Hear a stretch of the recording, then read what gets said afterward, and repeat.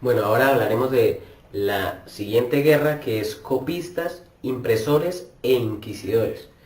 Entonces, los copistas, que también viene relacionado al tema de los papiros y los pergaminos, es gente a la cual se le dio un trabajo privilegiado, podemos decirlo, porque no todo el mundo podía escribir en esa época, cuando no todo el mundo sabía hacerlo, los cuales se dedicaban, como digo, a escribir, por ejemplo, las guerras que se ocurrían entre los egipcios, las guerras que tenían los egipcios, porque recordemos lo de la monopolización, que son los egipcios quisieron utilizar los pergaminos, por lo cual contrataron a personas que eran capacitadas porque sabían escribir, para que les fueran documentando en cuanto a texto todas las batallas que ellos iban teniendo, todas las noticias, todas las cosas que fueran pasando, que ellos las siguieran. Esto fue una profesión, por decirlo así.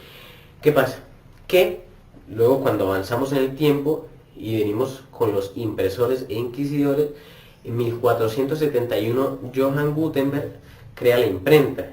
Entonces el hombre no era un tipo de recursos muy elevados económicos, por lo que él necesita pedir ayuda para crearla. Para crearla no, para llevarla a cabo, para construirla.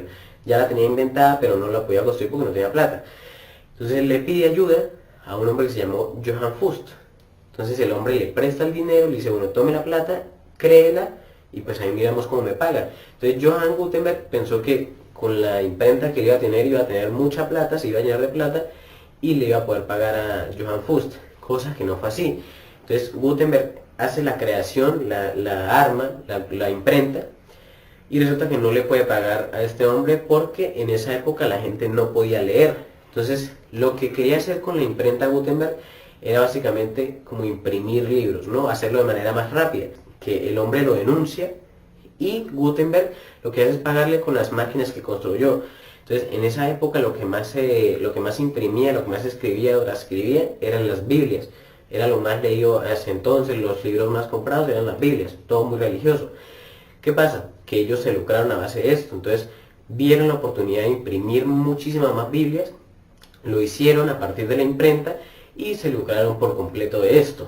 Entonces Gutenberg ahí queda completamente separado de la historia, aunque a él se le da el mérito de haberla inventado por lo menos. Johann Fust, que fue para la época, podríamos decirlo, el Thomas Alva Edison de la época, porque se aprovecha de él, pero a base de esto surge un término que se llama los ángeles inversores. Eso también ayuda a la alfabetización de la sociedad. ¿Qué ocurre? Que la Inquisición, como todos lo recordamos, una época oscura para la Iglesia Católica, interfiere en este momento de la historia. ¿Por qué? Porque la imprenta, como digo, ayudó a que la gente se educara más en cuanto a la lectura y a la escritura también, porque empezaron a haber obviamente más tipos de escritura, tipografías, más dibujos, podían imprimir muchas más cosas, eran más creativos los libros, eran más llamativos. ¿Qué pasa? Que hubo gente que empezó a pensar por sí misma y decir, bueno, tal vez la Iglesia Católica no me da lo que yo estoy pensando, lo que yo quiero, como por ejemplo Martín Lutero, que crea la Iglesia Protestante.